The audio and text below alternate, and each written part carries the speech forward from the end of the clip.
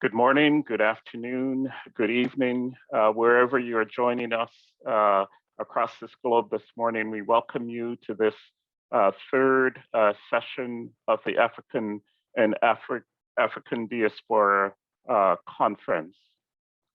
We are glad that you are able to join us, and we trust that our conversation today may continue to contribute to the work of transformation and liberation. As we gather this morning, I'm reminded of a verse from the Psalm where the people of God found themselves in Babylonian exile. And they reached out and they expressed their frustration of being asked to sing the songs of Zion in a strange land. And their response to that request is they hung up their harps and wept. The prophet Bob Marley reminds us that it is our task to liberate ourselves from mental slavery. This conference is aimed at helping us not just to hang up our harps and weep, but this conference is meant to invite us into a space of liberation and hope that will allow us to liberate ourselves from mental slavery. Let us pray. God of life, open our hearts and mind to embrace your liberative grace. Amen. So welcome again. My name is the Reverend Michael Blair. It is my privilege to serve as the General Secretary of the United Church of Canada, and I'm located in Toronto. I acknowledge that I live on land that have been stewarded by Indigenous peoples for over 15,000 years. And currently, the place I live in Toronto is the home to many Indigenous nations from across Turtle Island, as Canada is known. And I particularly this morning want to give thanks to the Mississaugas of the Credit, who steward this land in its current context. So I come to you this morning from Toronto. I've had the privilege as well to be a part of the international planning committee for this event. I'm grateful for the leadership of Frank Chikani and Angelique Walker-Smith as they have spearheaded this work. As we begin, just a few administrative pieces to bring to your attention. If you need translation, at the bottom of your screen, you will see a globe, and under it is the word interpretation. If you would simply click on the globe and choose the language in which you need interpretation, that would be helpful. Today, the focus of this third session of this conference, and we've had an exceptional start on Saturday, focusing on Pan-African women. And yesterday, as we heard from former South African President Mbeki, we have been enriched in our imagination and our thinking about the work that is before us. This morning, today, the theme of our conversation will be understanding the intersection between decolonizing knowledge and Black Lives Matter. A reminder that this Africa and African Diasporic Conference from Manchester 1945 to a Pan-African resistance bring together a number of global Pan-African initiatives to exchange and build on the ideas of and to help to create a platform for Pan-Africanism for the future. These initiatives include Pan-African Vision of the African Union, Agenda 2063, and the provision for the African diaspora as the sixth region of the African Union. The increasing collaboration between the African Union and the Caribbean community in terms of CARICOM, and CARICOM's call for reparatory justice, the Black Lives Matter movement across the world, and the UN International Decade for the People of African Descent from 2015 to 2024. This conference brings together representatives from Africa and all regions of the world where people of African descent are found, including the Americas, Caribbean, Europe, Asia, Oceania, from both civil and political institutions such as the AU and CARICOM, as well as the UN. And our hope is to revisit the groundbreaking decisions of the 1945 Sixth Pan-African Congress in Manchester and the 2001 World Conference Against Racism. This morning, it's my pleasure to introduce our keynote speaker, who is Sir Hilary Beckles. Professor Sir Hilary Beckles is the 8th Vice Chancellor of the University of the West Indies, and he's a distinguished academic, international thought leader, United Nations Committee official, and global public activist in the field of social justice and minority empowerment. Sir Hilary received his higher education in the United Kingdom. He has lectured extensively in Europe, the Americas, Africa, and Asia, and has published over 100 peer-reviewed essays in scholarly journals, and over 13 books on subjects ranging from the Atlantic and Caribbean history, gender relations in the Caribbean, sports development, and popular culture. In 2007, he received a knighthood, Commander Knight of St. Andrews, the highest national honor in Barbados, in recognition of his distinguished service in the fields of education, sports, and the arts. In March of this year, the United Nations invited Sir Hilary to serve as an expert in its Futures for Higher Education project. Led by UNESCO, the International Institute for Higher Education in Latin America and the Caribbean, the project is intended to generate innovative and visionary ideas about the purpose and function of higher education. Join me in welcoming our keynote speaker, Dr. Hilary Beckles.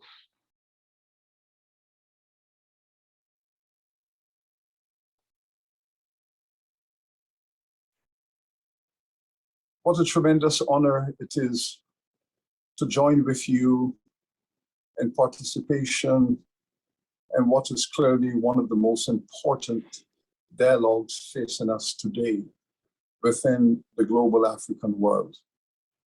It is an honor to join with you and to make this contribution. This is a contribution I hope that will add some value to the dialogue, both those aspects that have been persistently Pan-African and those aspects that are now beckoning for a reconciliation and a new vision. We all know the background to our circumstance. This has been the moment of reckoning that has emerged out of a long journey from the crimes of slavery and colonization through to the emergence of African people from the ashes of the Holocaust against our people, and our emergence with resilience and our determination to thrive in this 21st century. Now, it seems to me that there are two great debates at the moment that are in need of reconciliation. It is absolutely critical at this moment that we enter into this dialogue of reconciliation, of unity, and of consciousness forged with a vision of a new future. Let us look at the long tradition of Pan-Africanism as a paradigm to bring cohesion to the vision of African people against the background of slavery, slave trade and colonization, apartheid. The crime that has been committed, that scattered millions of African peoples across the world, the emergence of Western capitalism, the Industrial Revolution, the global imperial vision of Europe that not only enslave and colonize our people and enchain the African continent, but also disperse African people as free labor across the world.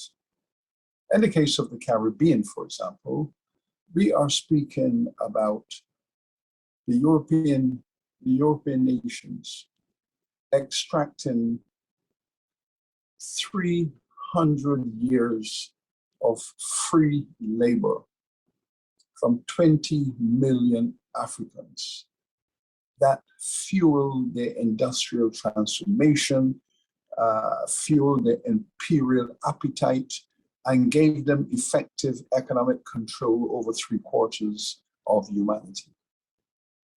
But the seed of that was that enchainment of Africans, that 300 years of free labor, and the economic worth extracted from our people to establish their imperial juggernaut that brought the resources of the world under their effective control. We now are reflecting upon this. We have done the economics, we have looked at the political aspects, we have looked at the cultural and the ideological aspects. And from the very beginning, these African peoples that have been scattered all over the world saw the importance of fighting for their freedom and liberation. And critically, engrossed in a philosophy of justice, freedom, and equality. But to do this, we had to participate in the liberation of Mother Africa. And so philosophers, freedom fighters, and all of the intellectual and military power of the diaspora was galvanized and mobilized for the liberation of Africa, to take Africa out of the imperial clutches of Europe that was determined never to let Africa go, resulting in endemic warfare across the continent, the struggle to free our nation, our people, our continent from this extractive, racist, white supremacy imperialism. We succeeded. The result of 200 years of Pan-Africanism.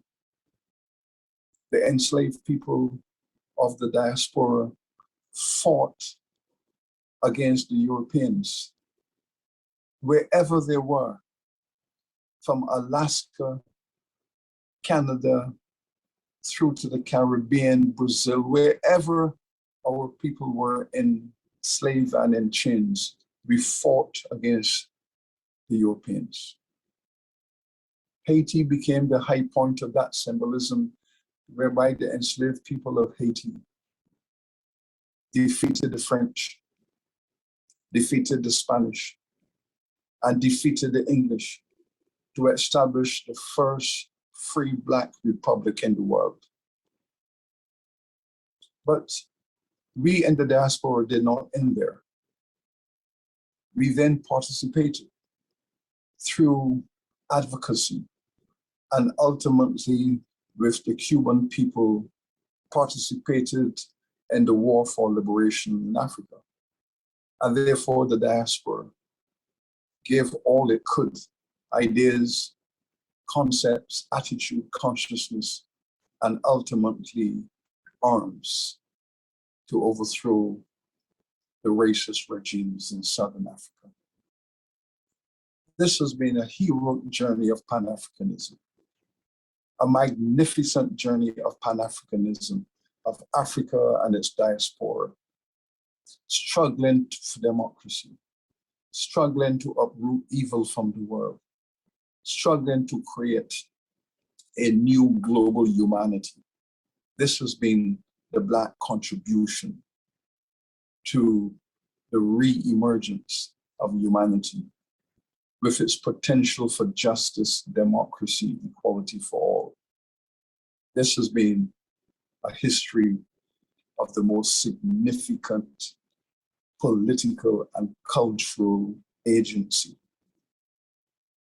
But at the height of this movement, this Pan-African movement to free the diaspora and to free Africa, we went to Durban under the auspices of the United Nations to participate in the first global discourse on reparatory justice,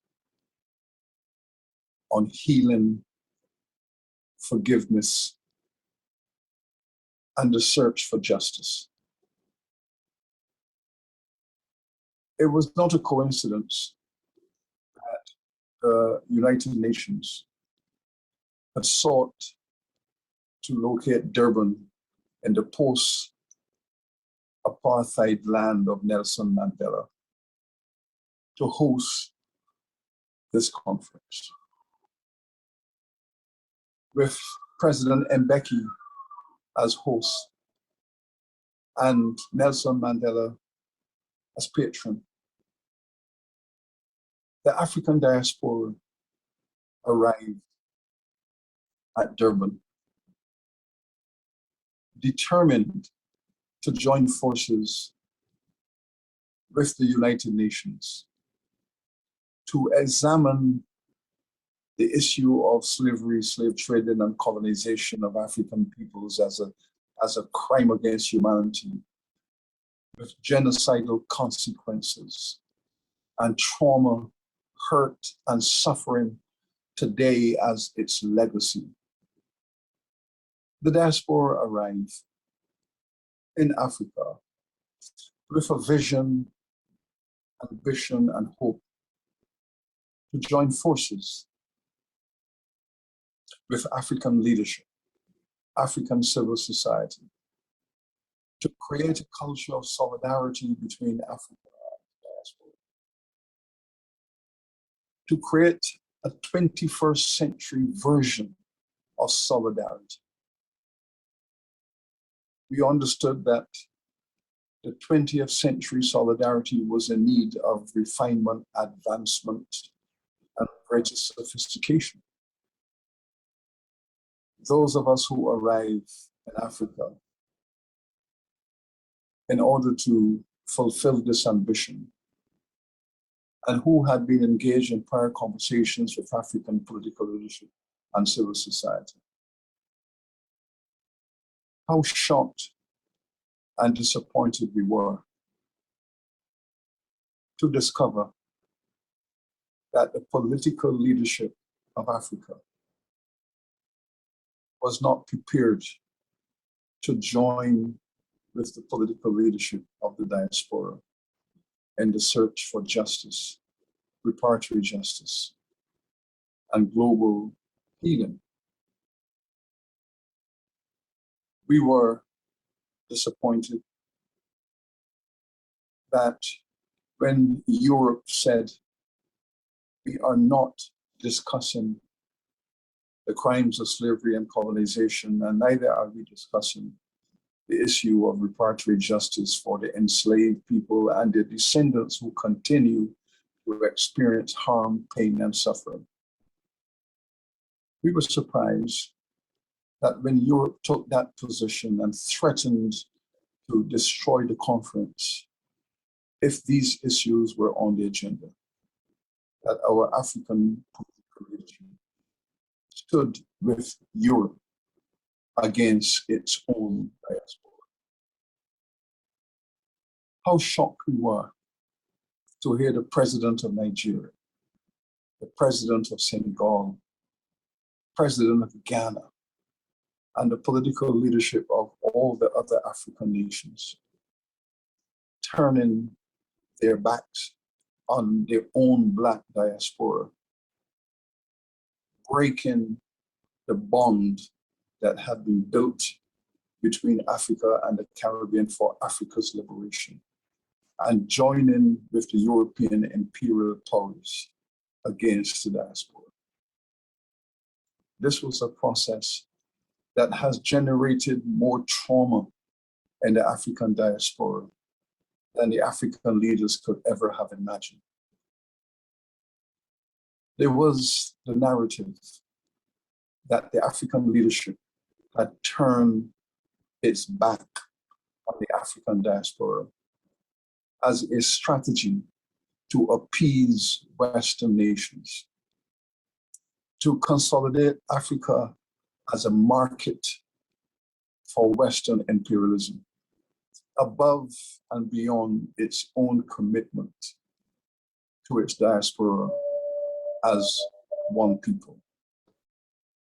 Marcus Garvey, who had dedicated his entire political life to building this unbreakable bond between Africa and its African diaspora, would have turned in his grave to have witnessed what African political leadership did to the diaspora at Durban.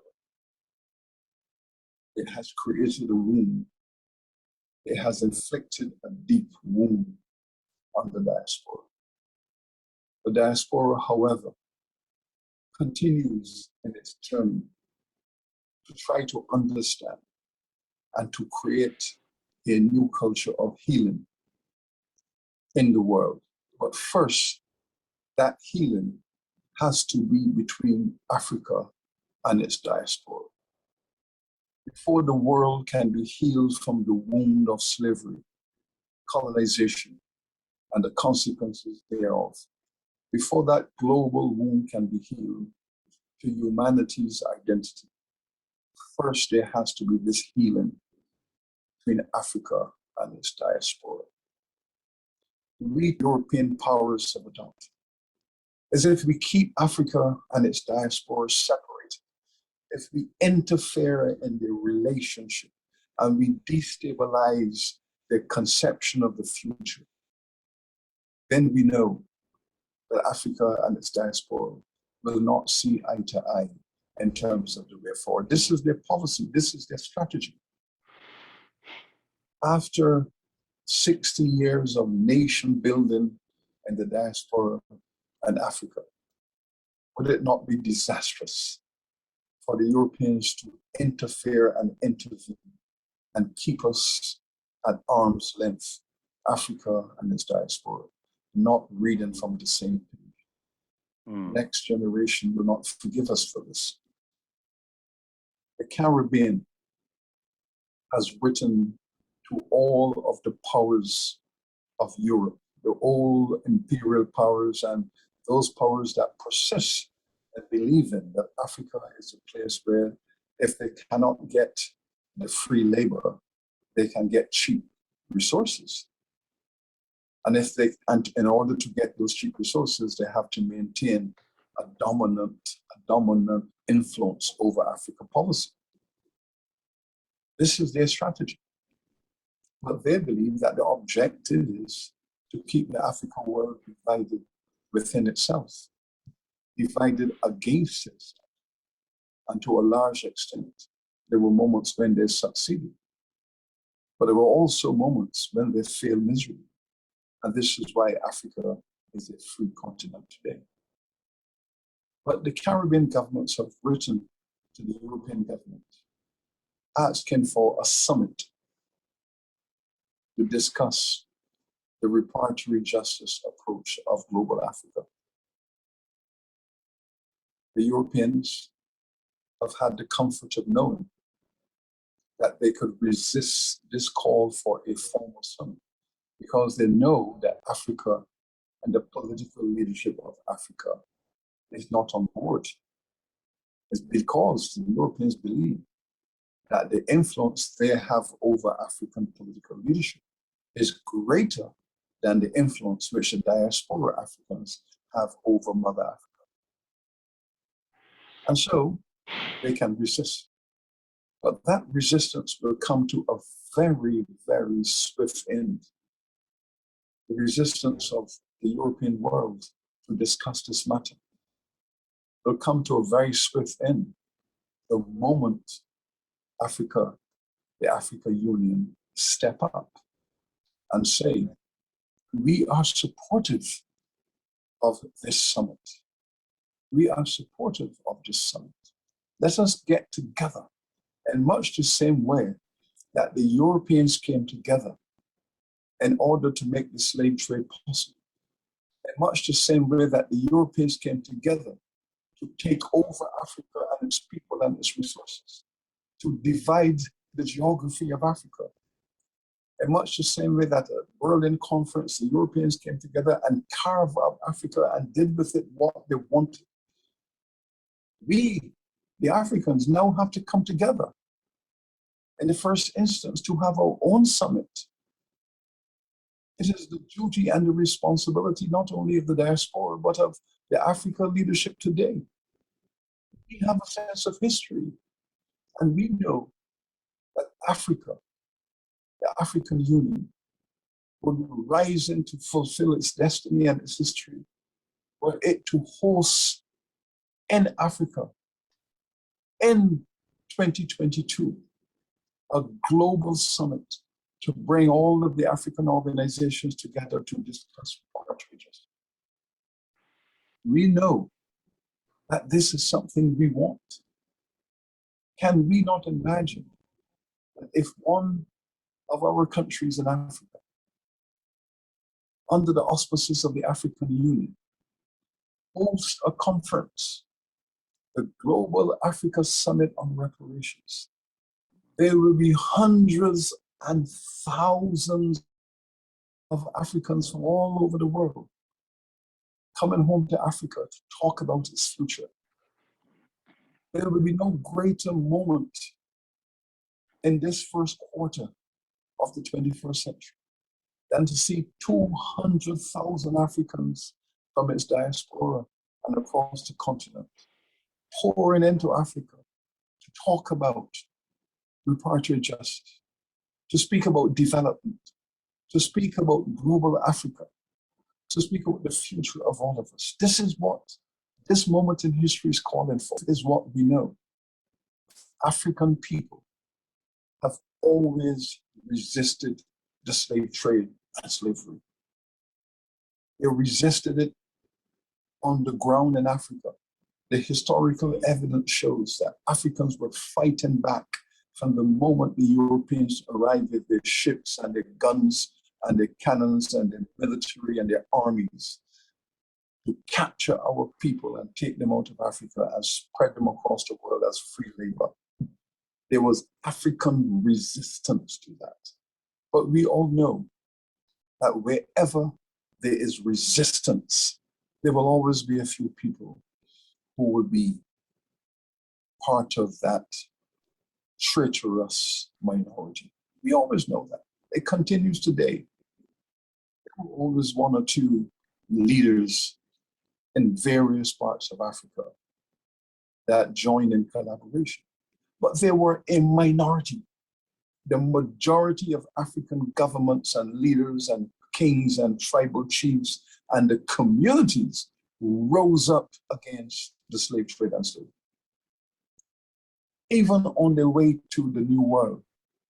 We know, for example, that 25% of all of the slave ships experienced revolts across the Atlantic. They fought on the ships across the Atlantic. And when they arrive in the Americas, they continue that struggle. The history of slavery in the Americas is a history of civil war. It's a history of civil war in all of those societies and colonies where slavery was practiced. There was no generation of Africans, not one. There was no generation of Africans in the Americas that did not rise up in military revolt against slavery. They did it in Africa. They did it on the slave ships in the Middle Passage. And when they arrived in the New World, they fought to the very bitter end.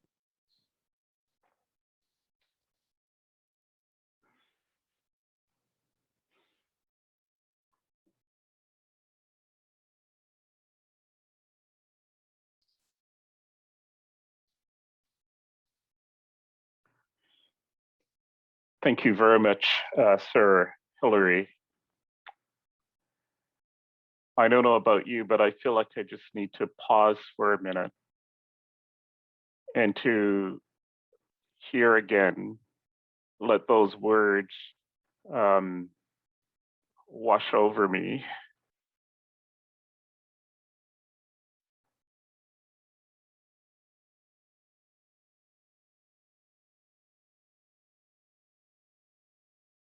So you have laid out a significant part of our collective history.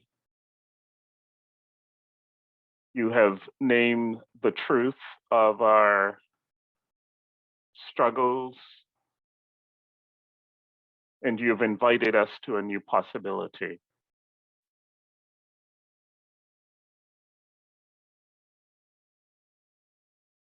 You have made clear to us the need for us to be about the task of liberation and claiming our future. And we thank you. Thank you very much for your presentation to us this morning and for both the truth, painful as it is, and the possibility of a new future. Much gratitude for your leadership in our conference this morning. At the same time, I trust that we recognize that this gathering, although virtual, and the methodology with which this gathering has been shaped in terms of regional conversation, bringing the wisdom and knowledge and the experiences from across the globe. And the fact that this was meant to be a gathering in South Africa. May this be the start of that international gathering of African and its diaspora to move towards and to live into the resistance that this time invites us to. So thank you very much. Just a reminder, folks, that feel free to use the chat for questions or comments that you may want to make. We will harvest the chat as part of our listening and our work going forward. It is my pleasure as well this morning to introduce to you as our second speaker, Dr. Francina Yotani. Dr. Yotani is the senior lecturer at the Theological School in Jayapura, West Papua. She holds a PhD in educational administration and explores various subjects in her research. She also works as a consultant for the Partnership Desk of the Commission of Justice and Peace and Integrity for Creation at the GKI Synod Office.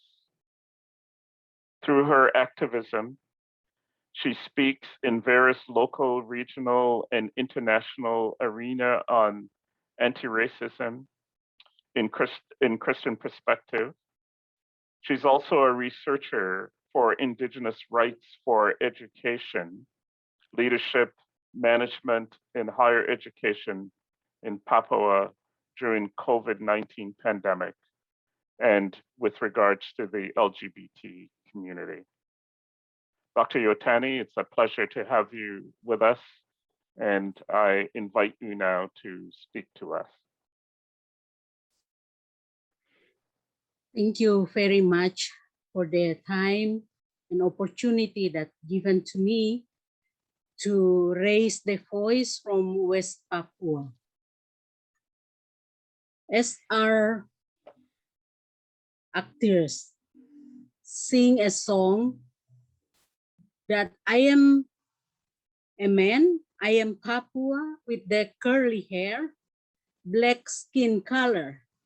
I am Papua to describe himself. That's what we as a Papuan describe ourselves also here in the land of Papua. So Papua, West Papua is part of the Papua New Guinea island, which is divided into two parts. West Papua, which I come from, that part of Indonesia, and the eastern part that's called Papua New Guinea, independent country. So we call ourselves Melanesians, and part of the Melanesians country in the Oceania is Fiji, Vanuatu, Solomon Island, Nauru, Tuvalu, New Caledonia, and PNG. So from the history, the map of history, the migration, we found out that we originally coming from Africa. Africa is the motherland of us too. So when I am invited to talk on this very, very appreciate opportunity meeting, I bring us as a Papuan to the Africa, to the motherland, to be recognized as a African people also, diaspora. The Papuan land is part of the land we would like to have a peace on it. However, what we are find today, it is the land with the conflict. It is started during Cold War, when the geopolitics tension that leads to World War II.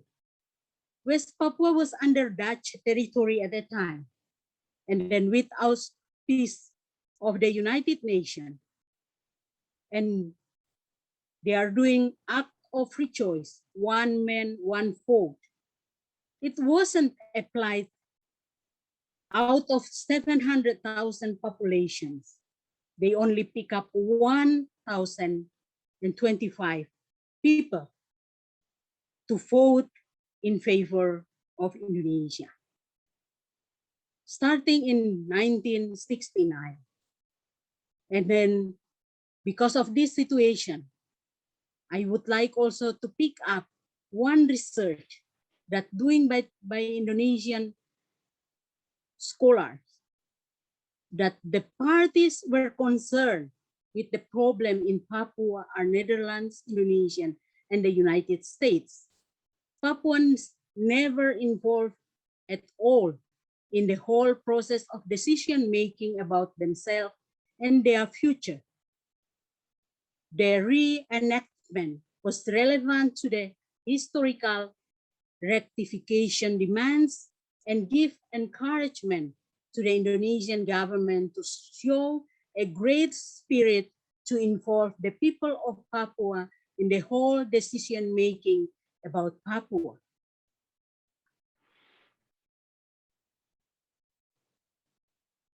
So the issue in Papua is actually about political issue. Now we talk about land of peace versus conflict of interest in this land that based on the natural resources that the land has. We experience human rights violation, torture, extrajudicial killing, assassination, racial discrimination, colonization, no freedom of expression. There is a political prisoners, heavy human rights violations such as Abepura blood, Was Your Blood, Biak blood, Paniai blood, Wamena blood. This area becomes special military operation area. It is hard to think that human rights exist for Papuan in many aspects of life. Today, we talk also about liberation and healing. Liberation and healing from our concern, anxiety. We could express feeling and pride to the land and to its people. Harmonious life circle where environment is part of our human well-being. Today, Papua is lung of the world after Amazon. We have a triangle of coral reef of the world. How we can preserve the world with this to be a land of the world and the triangle of the coral reef of the world if we are under discrimination, being colonized. We cannot contribute to the world if our life as a Papuan under threat. Papua is one of the places in the world which is close to the international journalists and media. We are hoping that UN High Commissioner of Human Rights could visit this place. Black Lives Matter exists for Papuan today. Thank you very much for the time that given to me to share the voice from Papua. You are our brother and sister. Your pain is our pain. Our pain is yours. Thank you very much.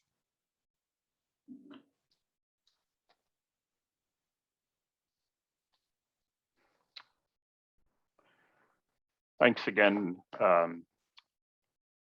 Yotani, for a piece of the puzzle, piece of the story that it's important for us to be reminded of. And we're grateful for your presence with us today and your presentation to us. Going to invite Reverend Angelique Walker-Smith to join us and to share with us what the next part of this today will be.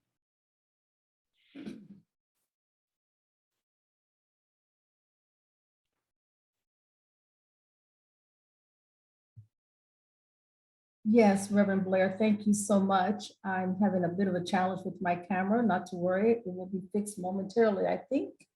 Just one moment, please. Oh, and there I am. Okay. Reverend Blair, thank you so much. And to our keynote speakers, surely, as you stopped and paused, Reverend Blair, this is a time for all of us to pause. We have indeed in this moment expanded the narrative and decolonized the narrative. And that is part of what this conference is all about, is telling our stories, making our voices known as people of Africa and of African descent. To hear Dr. President Mbeki say that all of us share a heritage of being of African descent, African identity. It is so amazingly heartwarming to know that our brothers and sisters in the Pacific share this kinship and affinity with all people of African descent. Some may not have heard this before, but it's time we claim our narrative. And we have heard that today. Of course, Dr. Sir Hilary Beckles continues to lend his voice to this discussion of decolonizing the narrative. And so we do thank both of our speakers for helping us to live into this moment with the kind of knowledge that belongs not only to people of Africa and African descent, but to the world, so that the world may know who we are and whose we are. Thank you again, Reverend Blair, for your leadership this morning. Also, thank you to our keynote speakers. I always thank my co-convener, the Reverend Frank Ciccone, and the international team, and all of those who have worked together to bring us to this moment. We are truly being blessed. So now the conversation continues. We have an outstanding roundtable panel that will further engage us in decolonizing knowledge. Again, deepening the narrative that is ours and that is also global. We are very honored to have this panel to come, after which we will have our breakaway panels, in which we will go deeper into two smaller panel groupings for further reflection. And for all of us to keep in mind that everything that we are doing this week will lead to the manifesto declaration of next steps. And so please, please feel free to write in the chat your responses, your questions, your clarifications. The leadership teams take that seriously. And as Reverend Blair has already stated, will be harvested for the way forward. Again, thank you, Reverend Blair, for leading us into this very moment. And now it is my honor, it is my joy to bring to you the speakers for our next panel. We are very blessed to have distinguished guests who will come to us and speak. We begin with the introduction of Mr. Larry Olamofe, who is the former deputy head as well as advisor for combating racism and xenophobia, training coordinator for the OSCE and the ODIHR's Tolerance and Non-Discrimination Department. He ran the portfolio of racism and xenophobia, providing advice to various governments on issues such as intolerance against Christians, hate incidents, and hate crimes across the OSCE region. He also developed, coordinated, and provided trainings for law enforcement, prosecutors, and judges, and also civil society organizations on responding to and prevention of hate crimes and European and domestic anti-discrimination law. Prior to this OSCE work, Larry Olamofe ran the Human Rights Education Department as the human rights trainer at the European Roma Rights Center, the ERRC, in Budapest, Hungary, and was an associate professor offering courses on nationalism, social theory, race and racism. Yes, critical race theory, political science, and international human rights at the universities of San Francisco, Budapest, and the Institute of Social and European Studies of the Szanszévesi, Hungary. He has also written a series of articles on the topics of Roma rights, race and racism, hate crimes, cultural theories of race and ethnicity, and modern identities, and contemporary human rights education and development issues and challenges. Today, we also welcome Dr. Krista Johnson, who is the director of the Center for African Studies and an associate professor at the Department of African Studies at the historic Howard University in Washington, D.C. She has lived and traveled extensively throughout Southern Africa In 2012, she completed a Fulbright Fellowship based at the Center for the Study of HIV and AIDS at the University of Botswana. She currently serves on a number of advisory and selection committees for international programs and fellowships, including Howard University's Fulbright American Association for International Programs and Fellowships. Again, she has been associated also with Women's International Fellowship Review with the Fulbright program. She has also held consultancies with the United States Agency for International Development and the US State Department, and is regularly asked to lecture at the Foreign Service Institute. We also welcome Mr. Robert Kafetz from Chicani, who is a lecturer in public policy and also a political commentator activist, and the author of Breaking a Rainbow, Building a Nation, the Politics Behind the Must Fall Movements. He is a graduate of the University of Oxford, having completed his master's in public policy degree in 2017, and he completed a bachelor in social science degree at the University of Cape Town in 2015, specializing in public policy, public administration, and economics. He is a Mandela Rhodes Scholar and Mandela Washington Fellow, a Chevening Scholar, a former Master's Fellow at the Public Affairs Research Institute, one of Mail and Guardian's top 200 young people, 2016, for civil society, and an Obama Africa program leader for 2019. He previously worked as the national president of Nkulu Federhead, a nonpartisan youth organization focused on deepening democracy and enhancing social cohesion in South Africa. He also worked as a strategist at Megatech, an emerging technology consulting firm.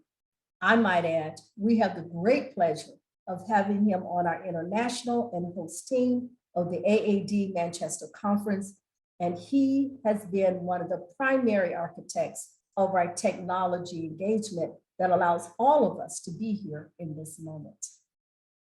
We also welcome Professor Pedro Lava Acosta. Professor Acosta holds a master and PhD in theology from PPG EST Sao Leopoldo, Brazil. He is also a has a postdoctorate in education and is the adjunct professor of the University of International Integration of Afro-Brazilian Misophonia, UNILAB. He is currently the director of the Institute of Humanities and Letters at UNILAB and the permanent professor of the Masters in African History, Indigenous Peoples, and Black Cultures at the State University of Bahia. He has also written several articles in scientific journals in Brazil abroad, and 3 books on the themes of African history and the Afro-Negro theological thought, as well as several book chapters. Dear friends, we are so honored to have such distinguished guests today to speak to us on this roundtable. It is now my joy to invite them to come and to speak in their own way for about 10 minutes each, and then we will have some Q&A as well. Let us begin with Dr. Krista Johnson, and then I will introduce the next speaker who will follow her. Dr. Johnson, the floor is yours. Thank you for joining us.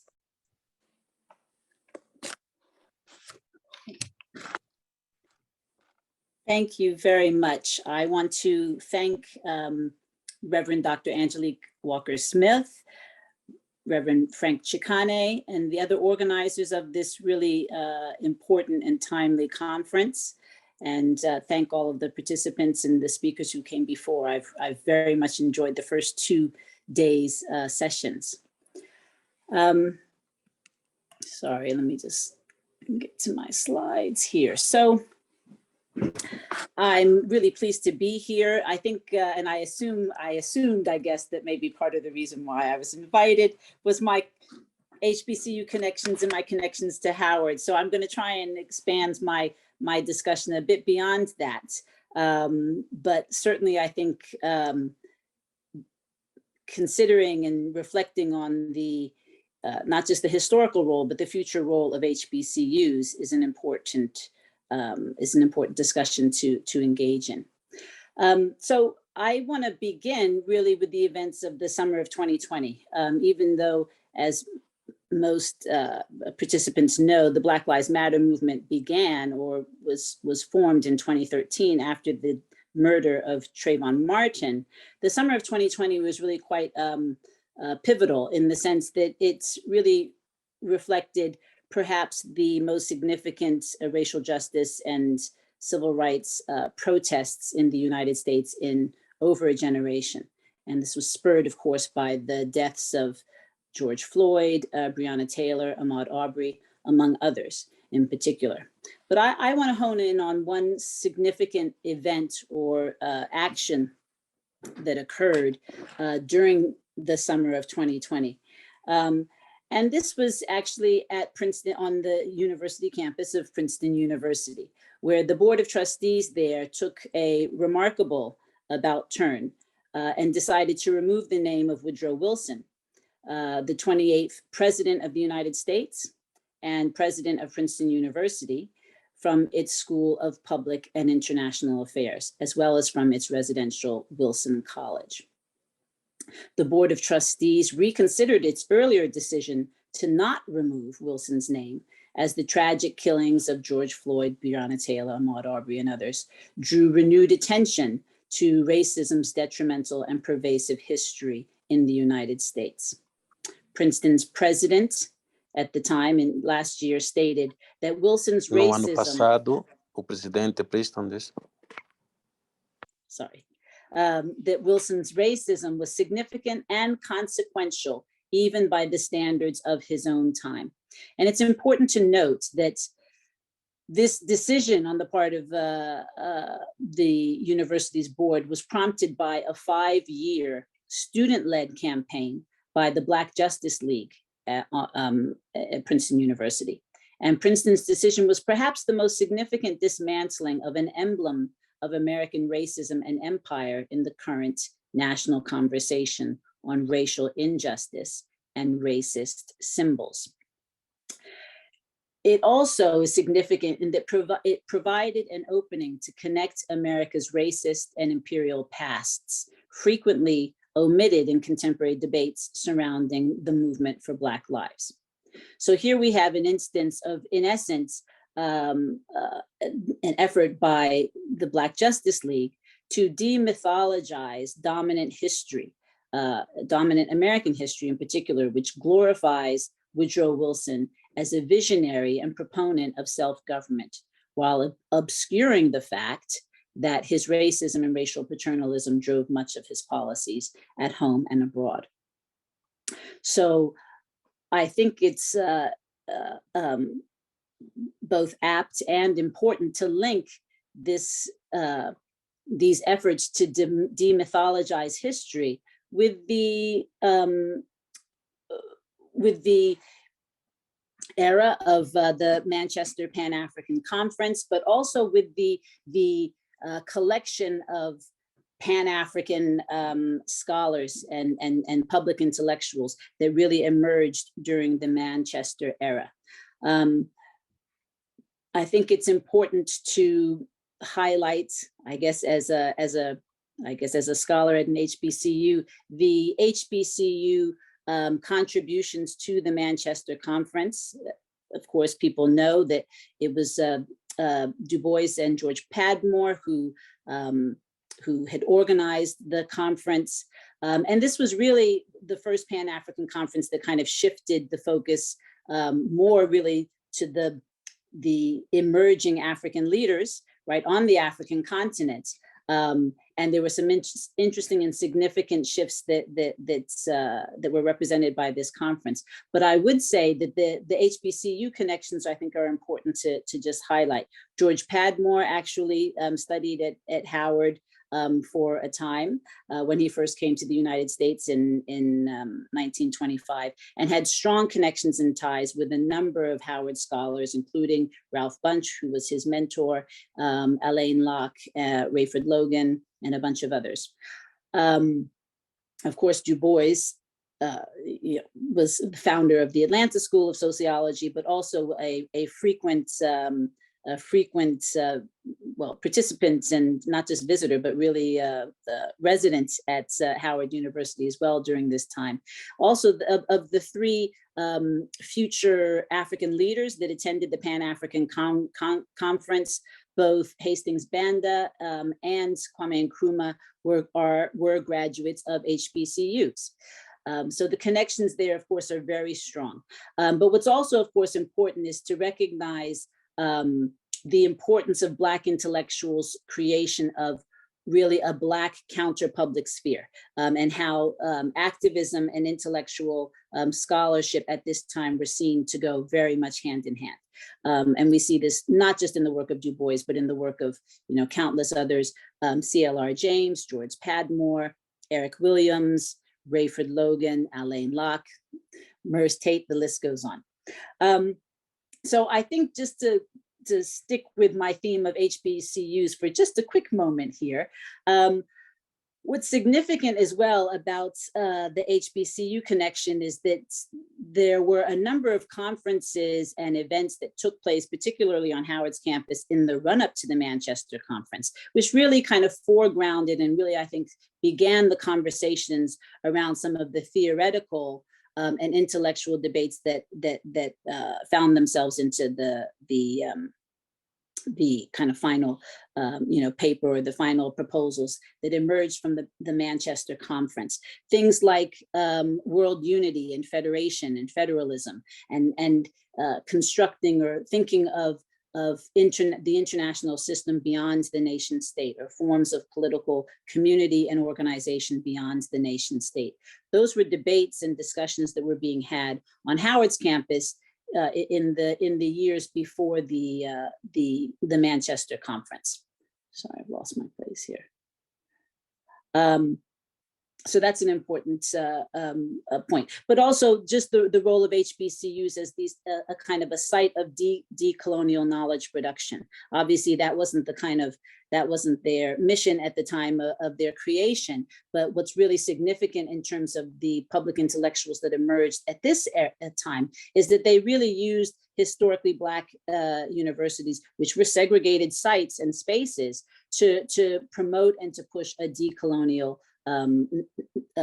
agenda and decolonial forms of knowledge production. And this was in the form of conferences that were had. This was in the forms of public meetings and engagements that were had, as well as in the form of journals and other publications that emerged from these campuses as well. I would also say, in terms of HBCUs, is to recognize that, early on there was an understanding and a commitment to blurring the lines between African American, and Black studies. So significantly, on Howard's campus, and this is the case, Howard actually had a department and a program of African studies before it had a program of African American studies. And in fact, it was Alain Locke who was pushing for an Institute of African Studies in the 1920s, so early on, and understanding this to be really a very global research agenda that he was trying to promote at that particular time. So another significant contribution of the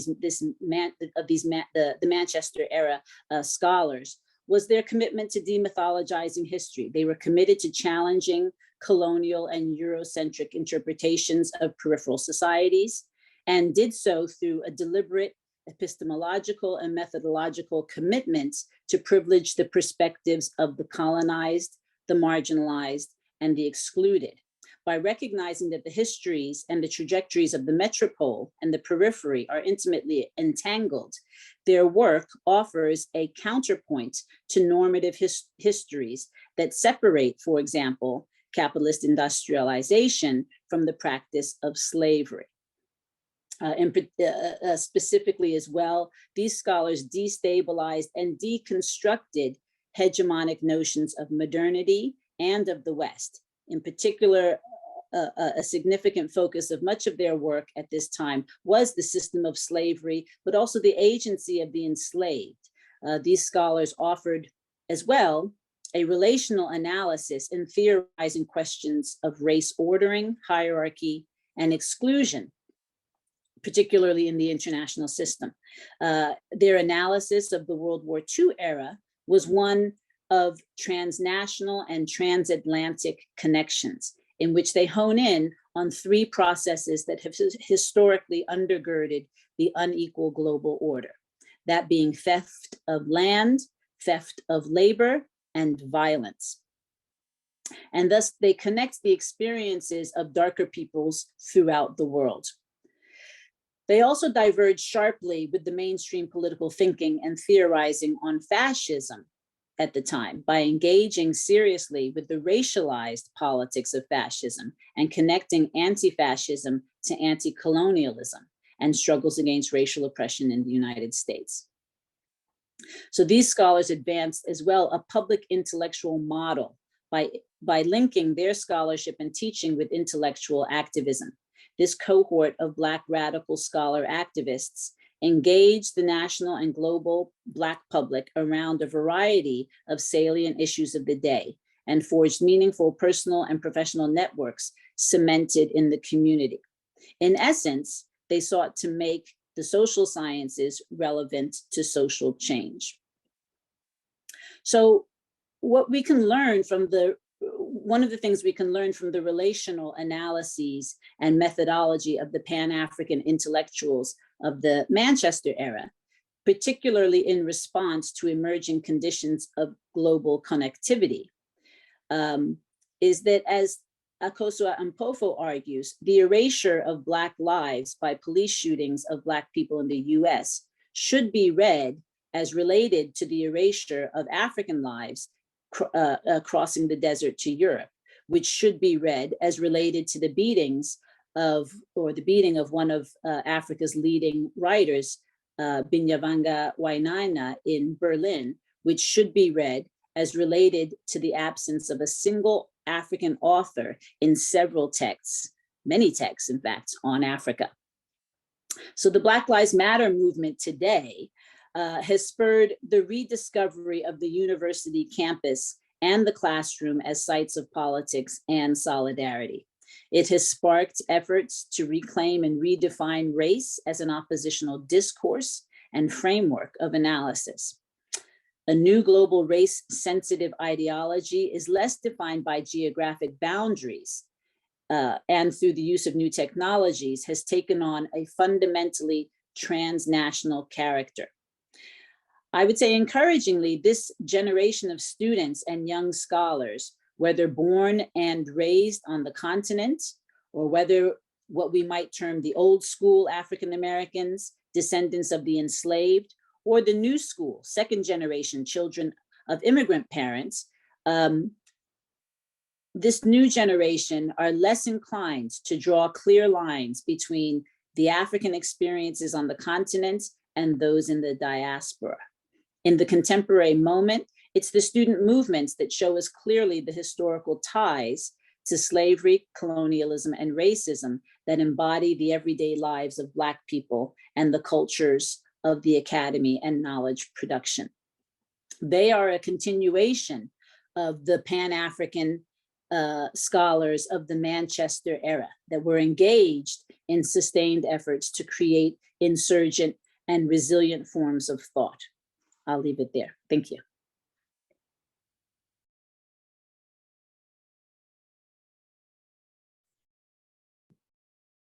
Yes, thank you so much, Dr. Johnson, for those very important insights that definitely clarify the narrative and the history relative to Manchester and even today, and particularly the role of HBCUs, historic Black colleges and universities, relative to the preparatory periods, relative to leadership in the Pan-African space. We are grateful for your interventions and look forward to your further remarks as we move through the panel.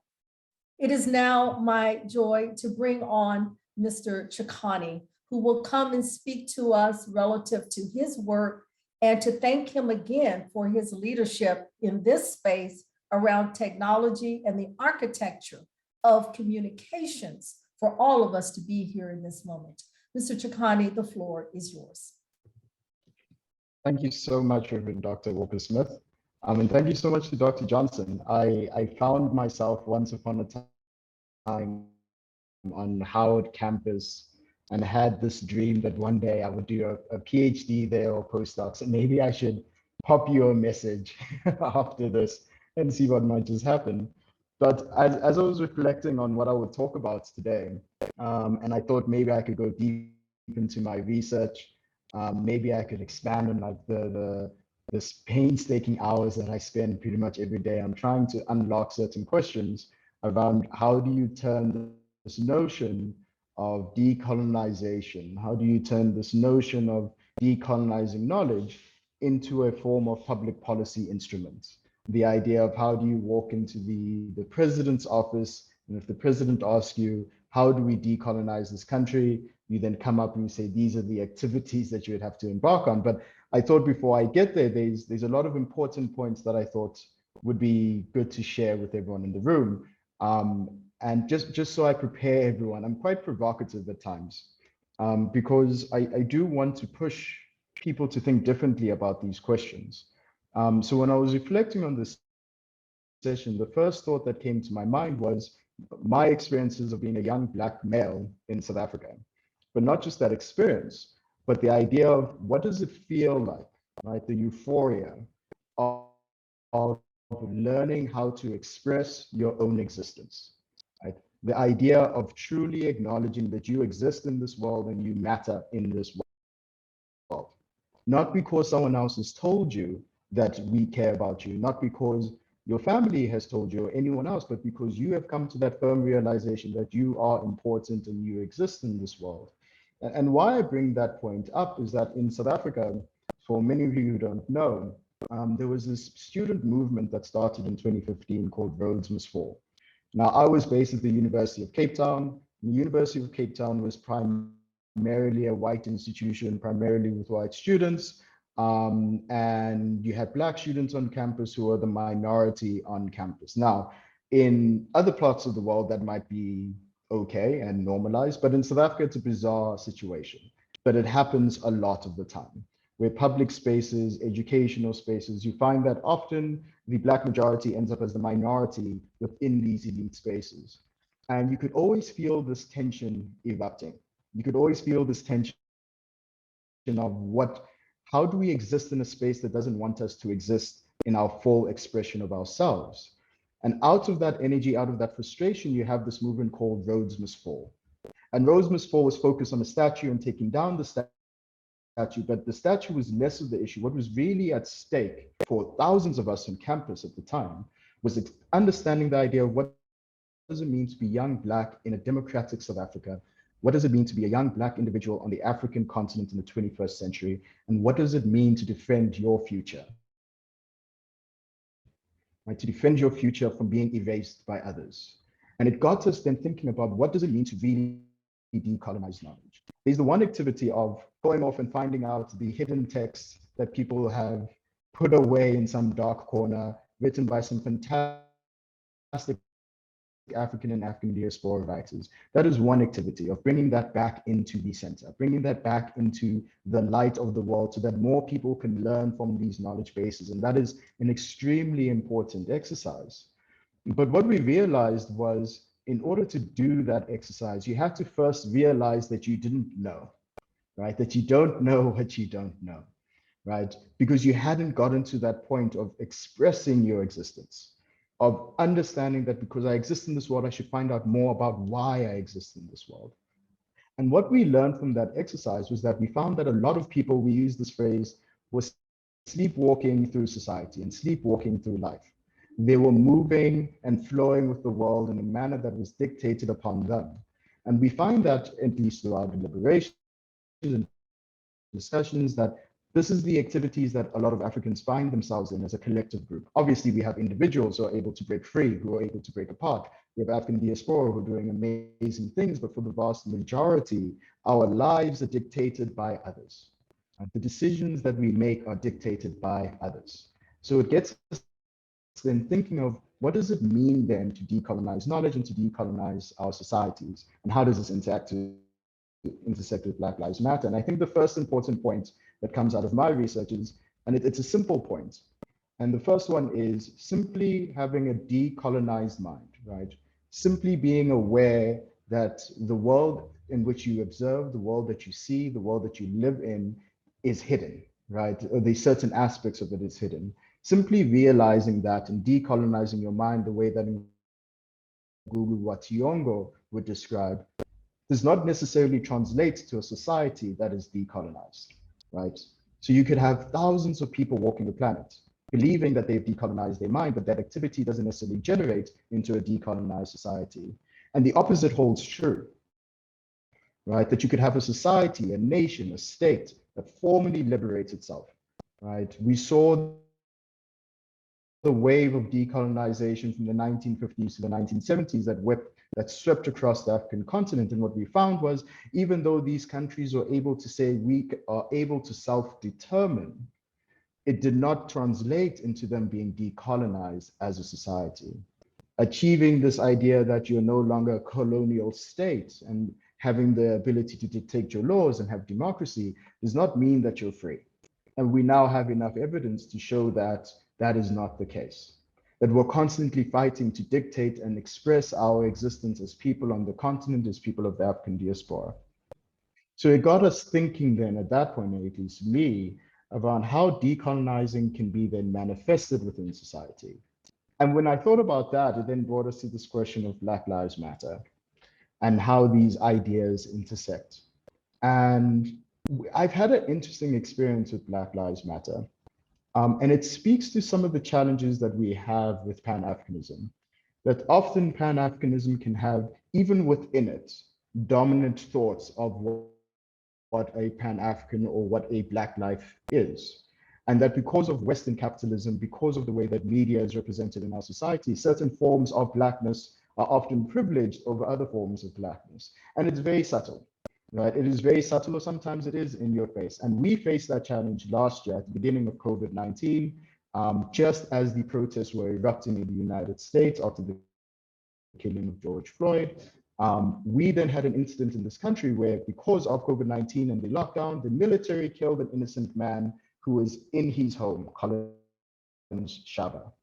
And the question that was posed to society was, why is it that the focus around Black Lives Matter became centered around the death of George Floyd within the South African continent and not centered on the death of Collins Shaba, right? This idea that the military can come into your home and kill you and nothing gets done about it. And it poses an interesting dilemma that we face as everyone in this room of how do we come together with our vastly different experiences, yet extremely similar experiences of what it means to be Black in our society. The idea that even though we might live on different continents and face racism and prejudice and sexism in different formats, that we're still connected without drowning out each other's voices. That there's no homogenous idea of being Black across society or which Black life matters more across our global context, but how do we erase that idea that there's a hierarchy and bring each other back together? The humility of those who do get that prominence, the big media, to be able to say, how do we acknowledge the deaths of those millions of people who are traveling from the African continent, desperately trying to get to Europe? How do we highlight their lives as much as possible? How do we highlight the names of Collins Shabas of the world across the globe? And through that activity, it becomes quite uncomfortable. We dealt with it in Rhodes Must Fall, and one of the things that I said was when they came to us, Black Lives Matter came to Rhodes Must Fall, they wanted to help us strategize. And I remember the phrase I used was, I don't think we could do that. Because if we did that, we would be using the strategies of a minority group within a dominantly white country, fighting for their existence. But you can't use that logic if you're the majority within your society fighting for your existence, because that shouldn't be the case. And when you look at Pan-Africanism and the African diaspora and the African continent as a whole, we far outnumber the majority of this world. Maybe not far outnumber, but our pure numbers allow us to ask the question of how do we then start thinking about our existence, not because it is determined by someone else, but because we determine it ourselves?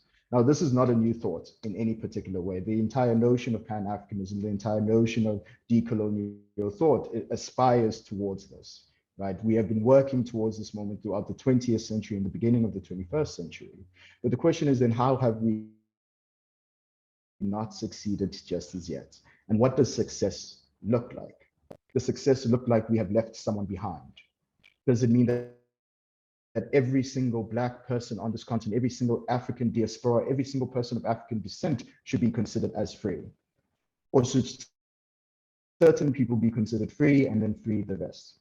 And I think this intersection between understanding that decolonizing knowledge and decolonizing society is not just about finding new knowledge, but it's about learning how to express yourself as something new.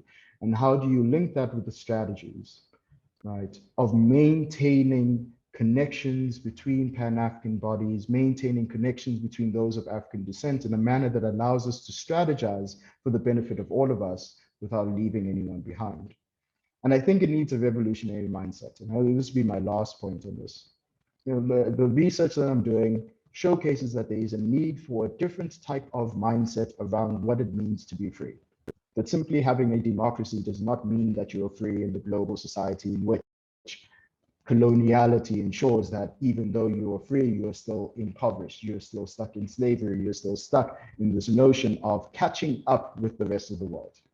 The belief that somehow by virtue of our existence, we are behind other countries, we are behind other nations, because we do not have the same resources, therefore, we've been told that you are less than. And I think the first step is for this intersection is a revolutionary change in mindset. And I think the second point at that point is how we understand Pan-Africanism as a form of emergence. So one of my fields, and final thought, one of my fields of research is around complexity economics and the idea that the whole can't be broken down to its individual components. And one of the critiques I have of Pan-Africanism is often we think is that if we all come together, that is enough. If we all come together to discuss, that is enough. And we've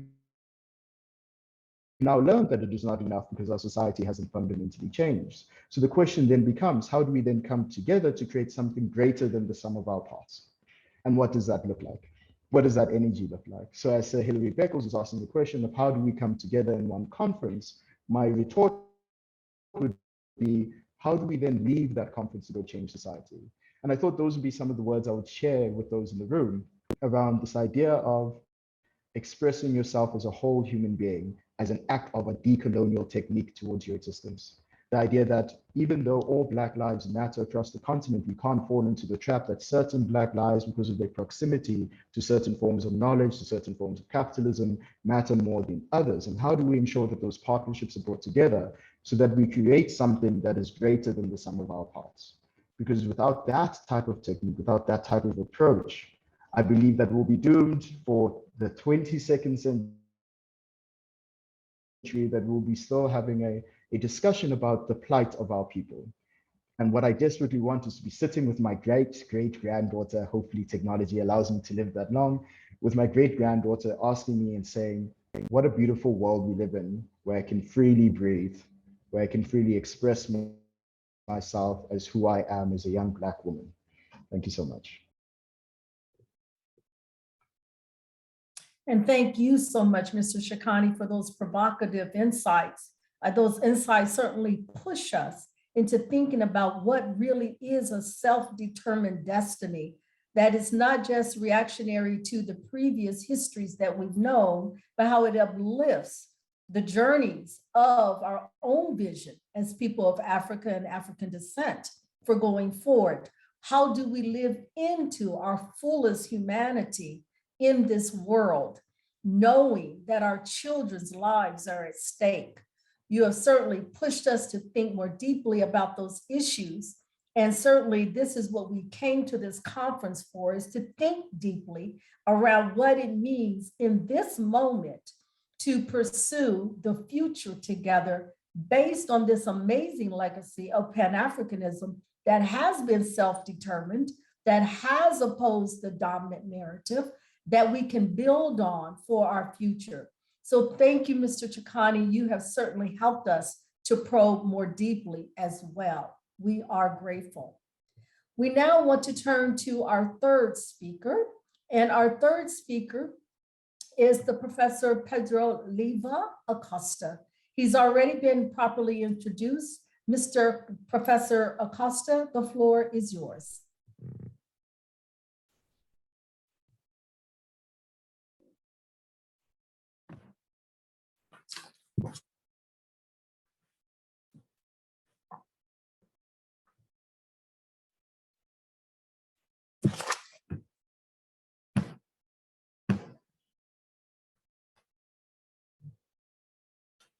Bom dia a todos e todas, boa noite.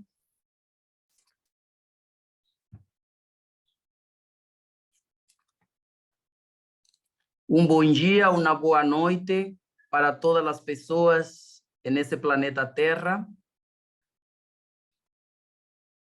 É com muita alegria que nos apresentamos aqui. Eu sou o professor Pedro Acosta Leiva e quero primeiramente agradecer a oportunidade e o convite da reverenda Angelique Walker e do Dr. Frank Chicane. Assim mesmo, quero agradecer o convite feito por las organizadoras regionais, a professora doutora Maricel Mena Lopes, a professora mestre Selenir Kronbauer e a reverenda Eliade Santos. Agradeço essa oportunidade porque Garvey falava para todos nós, África para os africanos, no continente e na diáspora. Nós falamos desde a diáspora de milhões de pessoas que foram trasladados de forma criminosa e genocida para o continente americano e para outros continentes. Não queremos dizer que aqui na América, especialmente no Brasil, o país onde tem a maior população de afrodescendente fora do continente, nosso maior desafio para o século XXI será a relação entre quilombismo e panafricanismo.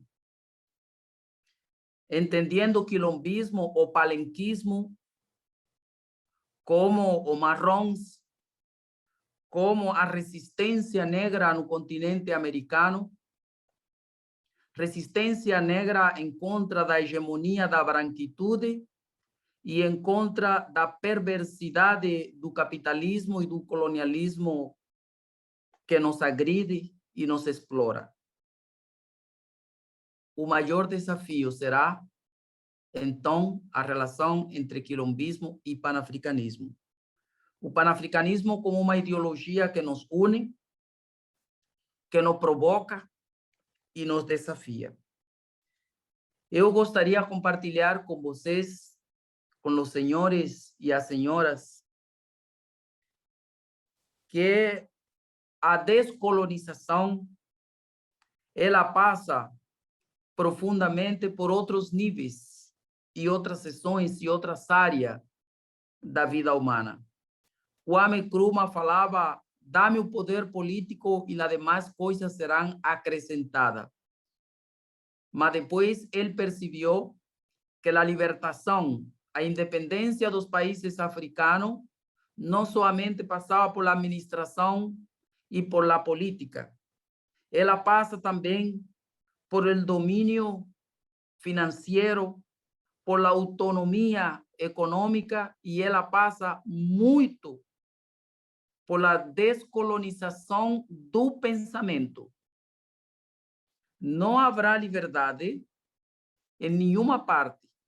Não haverá emancipação dos seres humanos se não tem emancipado a forma de pensar. E para isso, o Nelson Mandela, o grande Nelson Mandela, falava que nossa principal arma é a educação. No Brasil e em América Latina, esse movimento de descolonização ele passa eminentemente por 3 grandes tradições ou 3 grupos de memória. Em primeiro lugar, a descolonização passa por um movimento negro.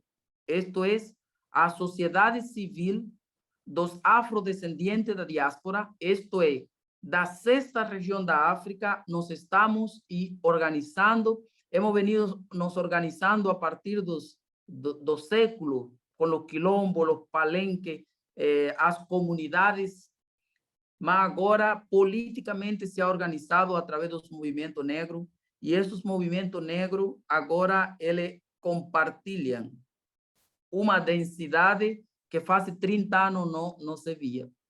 E é que os movimentos negros agora não são somente movimentos negros de base, mas também tem acadêmicos, intelectuais, pensadores que andam junto da população. A distância entre a academia e o movimento negro se ha encurtado.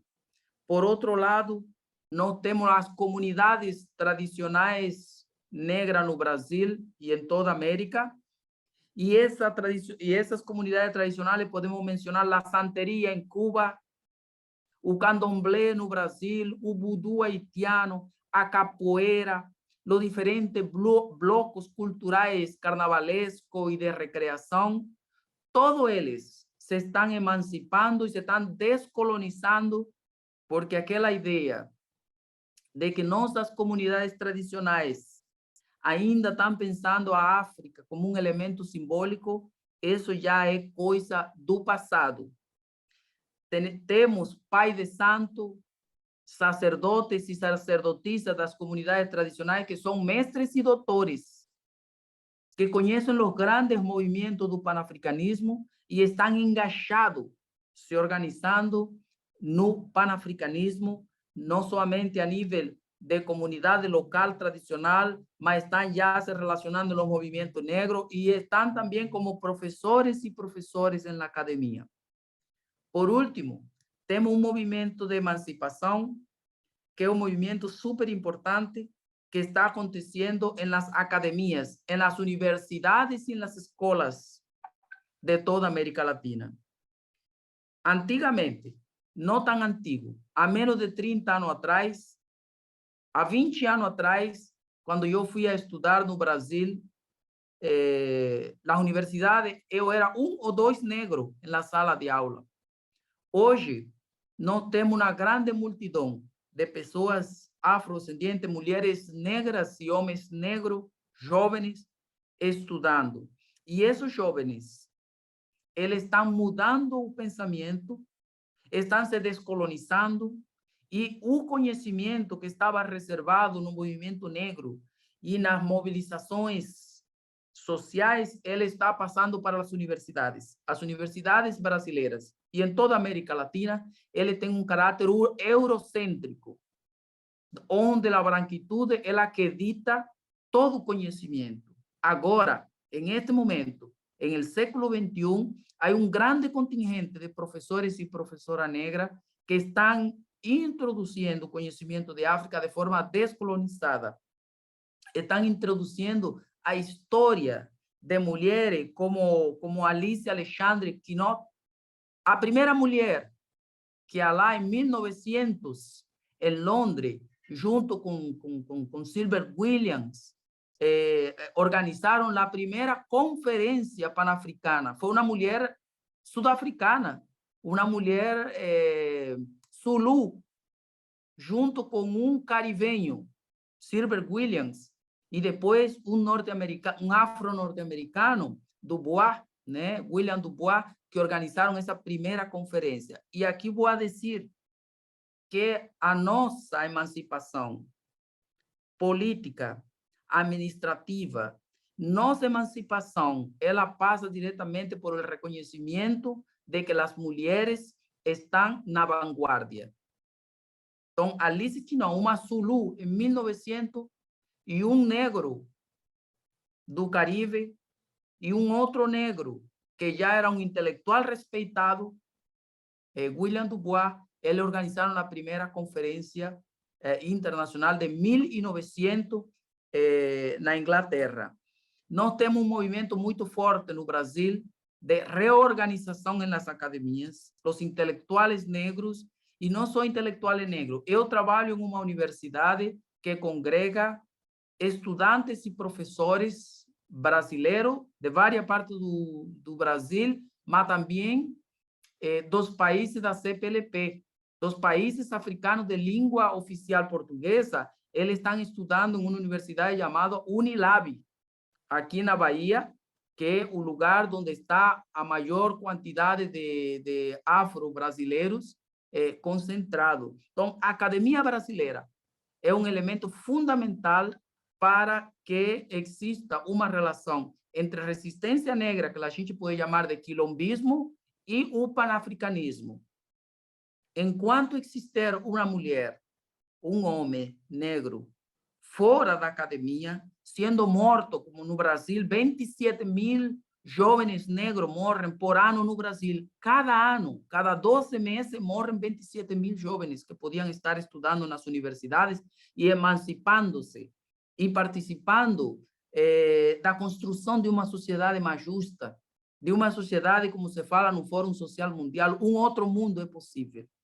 Mas a gente sempre repite, um outro mundo é possível se os africanos e africanas do continente e os africanos e africanos da diáspora, porque nós na diáspora somos a 6ª região da África, reconhecido por cada um de nós e também pela União Africana, nós precisamos, sim, trabalhar junto em las academias, em los movimentos sociais e em las comunidades tradicionais, sejam eles candomblé, santeria, igrejas negras em várias partes do continente americano e outras partes do mundo onde os negros estamos, é necessário que a gente se junte e saiba que as mulheres como Alice Quinó Zulu, que organizou a primeira conferência pan-africana, e Amy Garvey, a mulher que estava na base da organização da Conferência de Manchester, porque não haverá emancipação. Já Amílcar Cabral falava, e Eduardo Mongelani falava, não haverá emancipação para o homem e a mulher negra até que a mulher negra africana, a mulher negra na diáspora, seja emancipada. Então, nossa força depende, sim, da academia, dos movimentos negros, mas depende especialmente da emancipação da mulher. Então, eu deixo aqui meus comentários e estou aberto ao diálogo e a perguntas, porque me parece que estamos em um momento de construção de nossa própria história e a articulação que nos han negado, a articulação que nos han negado dos povos da diáspora com os povos do continente africano. Muito obrigado.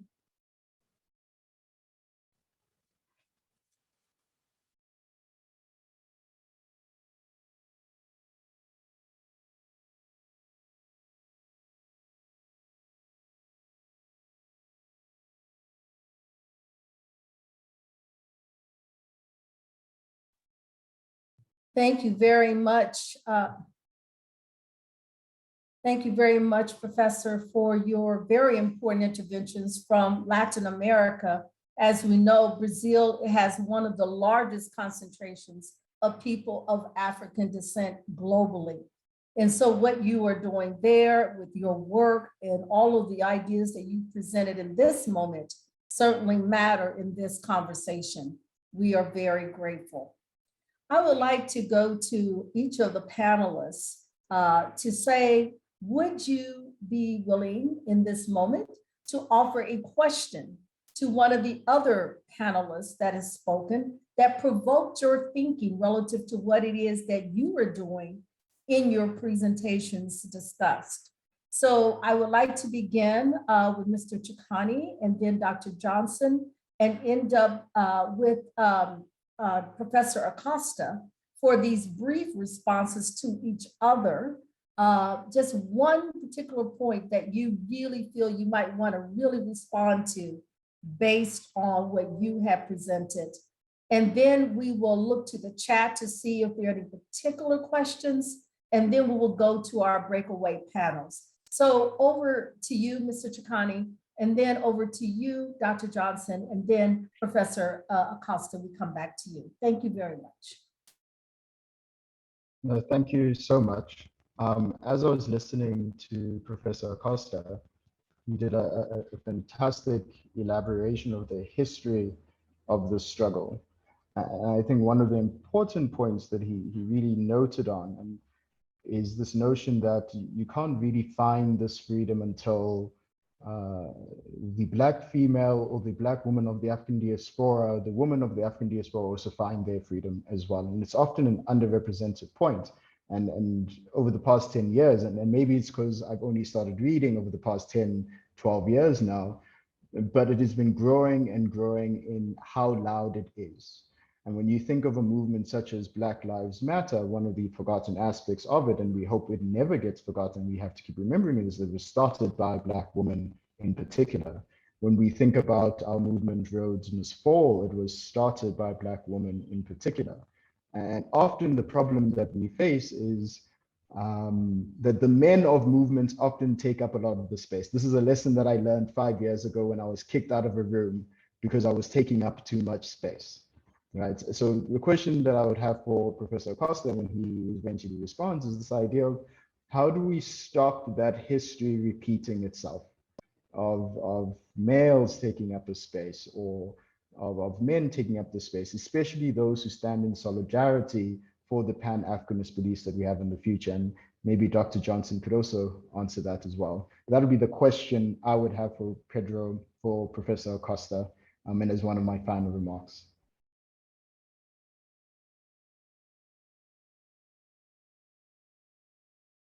Thank you, Mr. Chikane. Over to you, Dr. Johnson, please.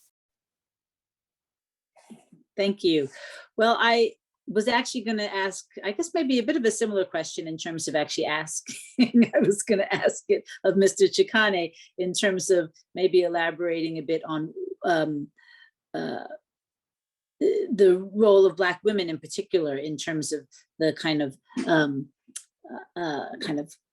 I guess, conscientization, but also just, you know, kind of the construction of really kind of a new Pan-African, you know, kind of consciousness, right, in the moment that we are in today and kind of their role in that. So, but my second question then would be, and I guess this is perhaps to both as well, is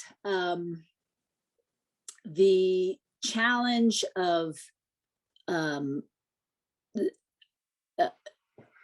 continuing to kind of engage in or construct or have our this kind of Pan-African discussion and dialogue in the context of an international system dominated by nation states, right? And so then I'm curious what others see as what are the openings or the opportunities to forge alternative, you know, political communities. Obviously we have, and I know Professor Acosta, you know, was talking about the AU and, you know, kind of, and now we have ACTFA and other kind of ways of kind of extra, I guess, or international or multinational, you know, institutions, but we still operate within a framework of the nation state, especially when it comes to the individual, right? And so, especially when it comes to the individual claiming certain rights and certain protections. So how do we, it's all well and good for us to come together and say, we're all of African descent, you know, kumbaya, I embrace that culture, I embrace that heritage, I embrace that legacy. But, you know, when it comes to, okay, from whom or to what body or to what grouping or to what identity am I going to claim my citizenship rights? Am I going to claim, you know, any number of rights and responsibilities for that matter? We still do that within a nation state framework. And how do you overcome that? Because isn't that surely always going to be the kind of, you know, we can go so far, but only so far unless we kind of figure out how to address that. Thank you.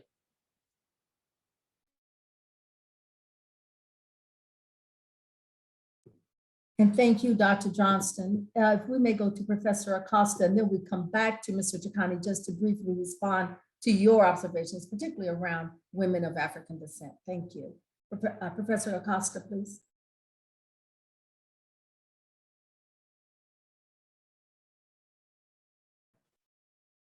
Sim, muito obrigado por los comentários, muito obrigado também por as perguntas. São perguntas super importantes, porque o que os homens, especialmente os homens pretos, podemos fazer com relação a sair do discurso da promoção à mulher negra, à mulher africana, para ir para a prática.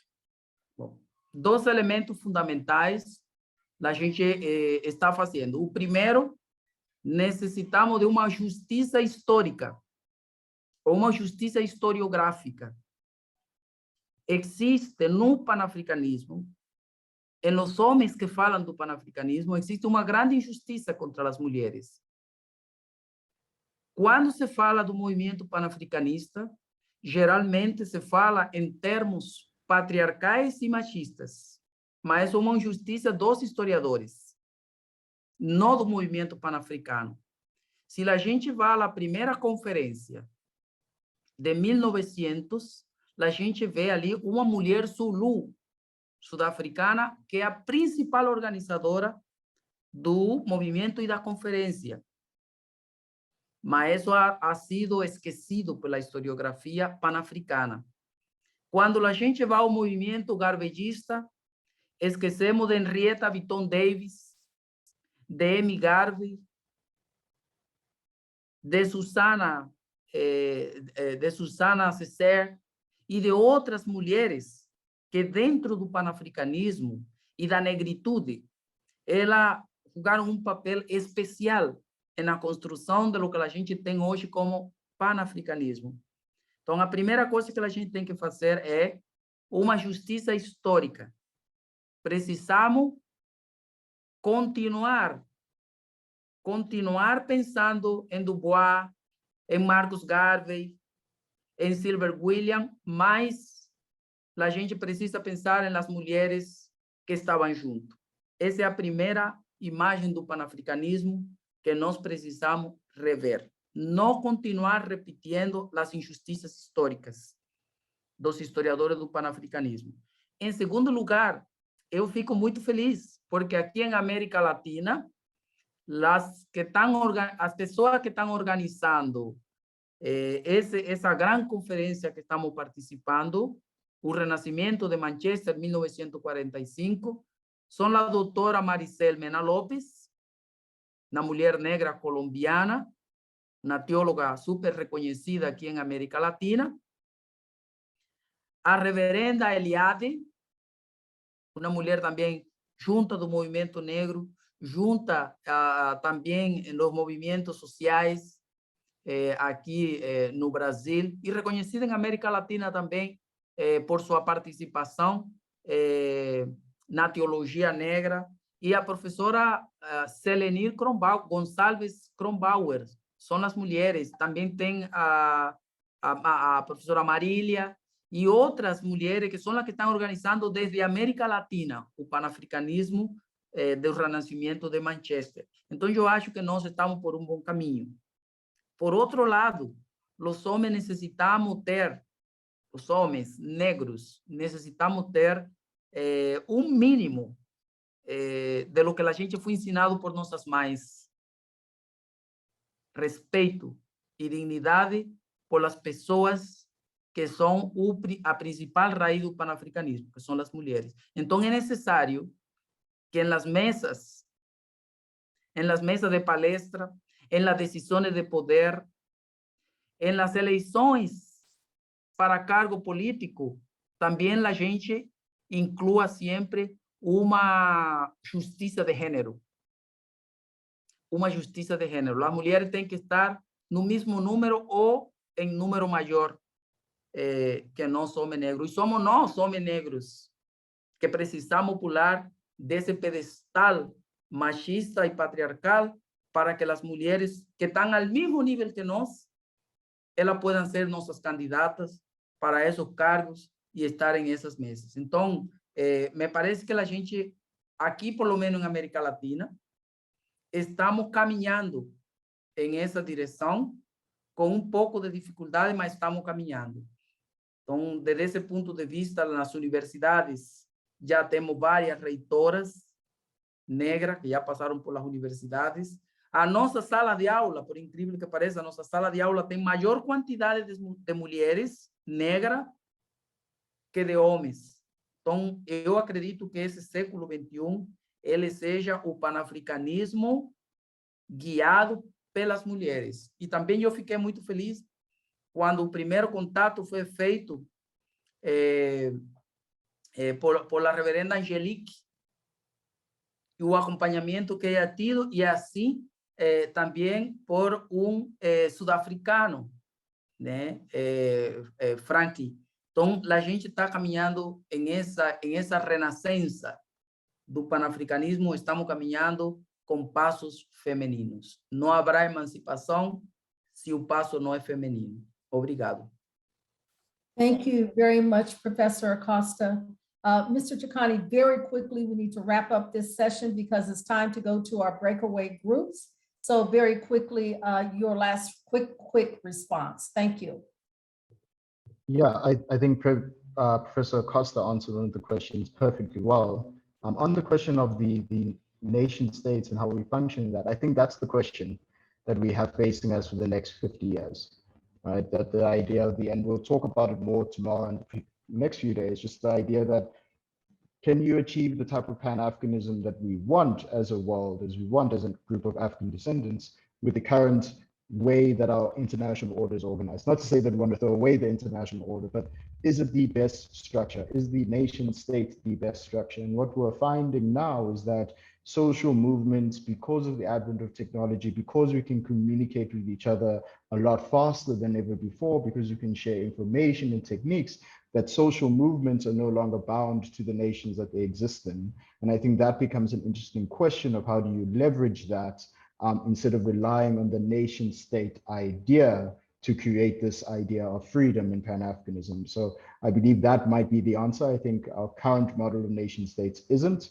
but I think we are slowly finding the tools because of technology and how we express ourselves in that way. Thank you so much. Thank you to all of our panelists. You certainly have enriched our time together for this very important theme today.